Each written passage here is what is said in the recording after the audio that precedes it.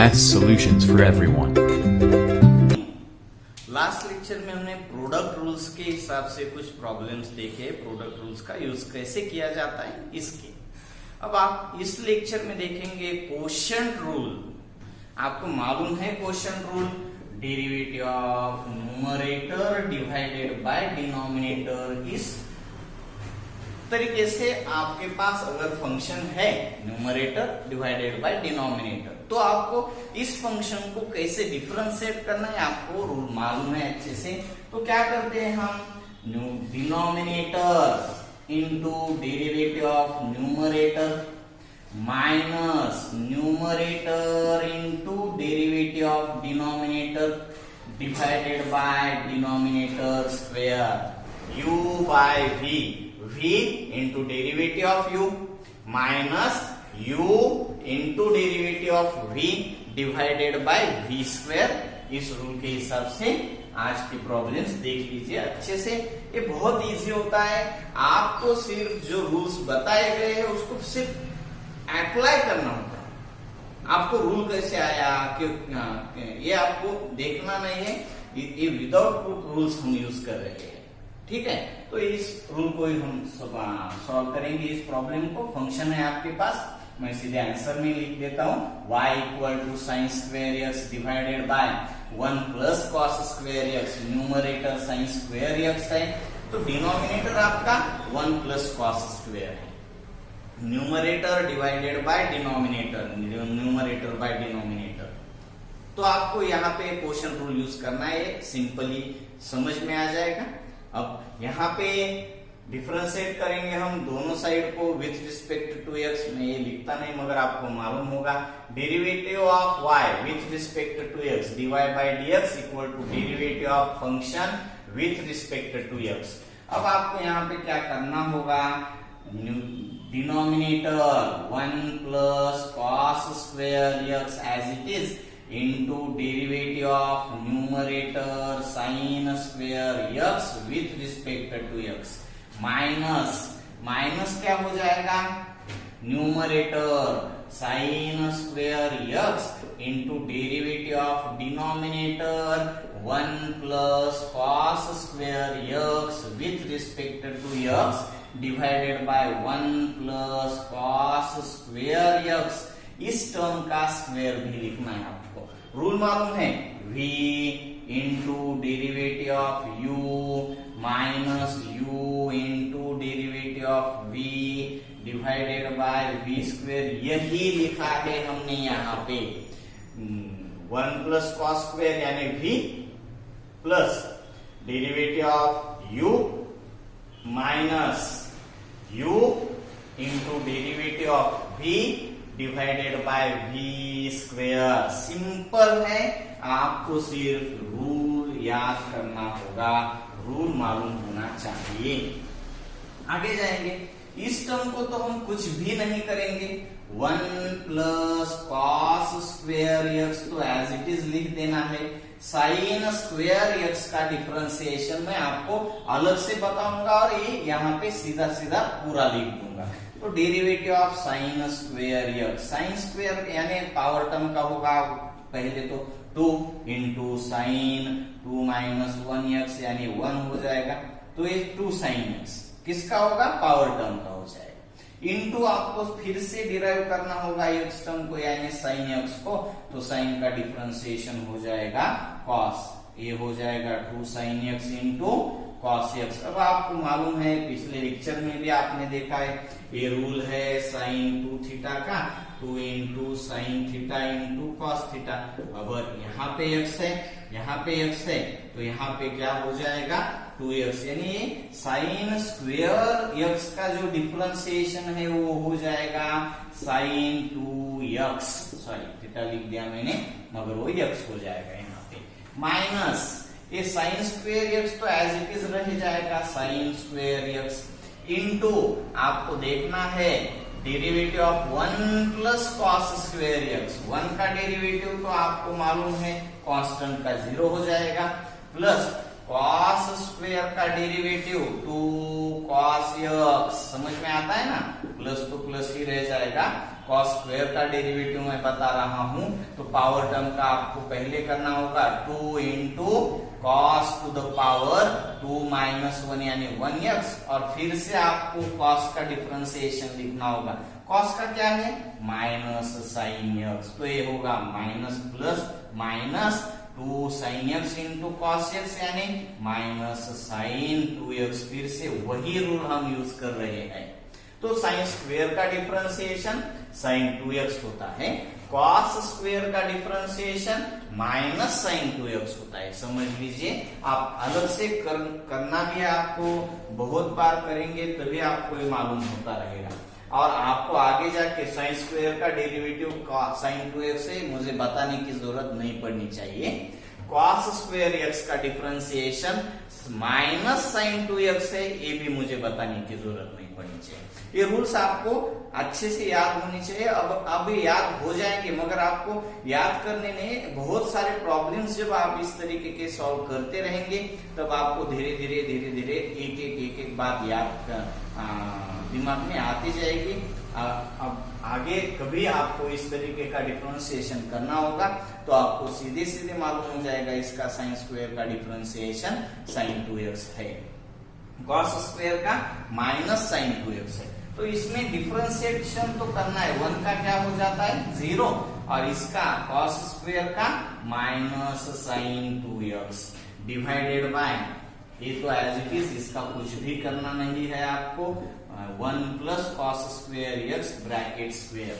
अब ये आपको देखना है अच्छे से, 1 plus cos square 1 plus cos square x into sine 2x minus minus हो जाएगा plus sign square x into sine 2x divided by 1 plus cos square x bracket square. इसमें आप साइन 2x कॉमन निकाल सकते हैं, तो मैंने साइन 2x कॉमन निकाल दिया, तो ब्रैकेट में रह क्या जाएगा 1 प्लस साइन 2x तो निकाल दिया, यहां से भी साइन 2x निकाल दिया, तो इसमें क्या रह जाएगा 1 plus cos square x plus ये प्लस इसमें क्या रह गया sign square x divided by 1 plus cos square x bracket square. अब आपको एक बात मालूम है, sine square x plus cos square x is 1, sign square x plus cos square x। Trigonometry के रूल्स आपको अच्छे से मालूम होने चाहिए, क्योंकि ट्रिग्नोमेट्री मैं पहले ट्रिग्नोमेट्री ही पढ़ाता हूं, इसीलिए जब इसका मेन रोल एग्जामिनेशन में इसके बेस के कुछ प्रॉब्लम्स होते हैं, तो इसके ट्रिग्नोमेट्री के बेस के प्रॉब्लम का आपको आगे जाके हर चैप्टर में, यानी कंटिन्यूटी, डिफरेंशिएशन, मैंने लास्ट लेक्चर में बोला है, ये 5-7 टॉपिक्स में आपको ट्रिग्नोमेट्री बहुत जरूरी होता है। अब आपको यहाँ पे साइन 2x का रूल अगर मालूम होता तभी आप यहाँ पे अप्लाई कर सकते हो। अब यहाँ पे sine square x plus cos square x आपने तो ये 6-7 से ही पढ़ा है, sine square x plus cos square x equal to 1। State board से है आप, तो आपने 9 से पढ़ा होगा, सीबीएसई या फिर आईसीएसई से है, तो ये आपको 6-7 से ही पढ़ाया जा रहा है। ट्रिग्नोमेट्री बेसिक फंडामेंटल प्रॉपर्टी है ये ट्रिग्नोमेट्री की। तो इसका वैल्यूएशन क्या होता है 1, तो ये 1 प्लस 1 2 हो जाएगा, तो आप यहाँ इसको किस तरीके से लिख सकते हो 2a1 प्लस a1 हो जाता है 1 plus 1 2 into sine 2x divided by 1 plus cos square x bracket square. ये हो जाएगा 2 into sine 2x divided by 1 plus cos square x bracket square. Simple है डिफरेंशिएशन। इसके आगे का हम प्रॉब्लम देख लेंगे। सेकंड प्रॉब्लम, क्वेश्चन रूल आपको अच्छे से समझ लेना होगा। अब इसमें देखिए सेकंड प्रॉब्लम है आपका, मैं इसीलिए आंसर में लिख देता हूं, function y equal to sine of ax plus b divided by cos of cx plus d। Differentiate both sides with respect to x। तो derivative of y with respect to x equal to derivative of function sine of ax plus b divided by cos of a x plus b with respect to x.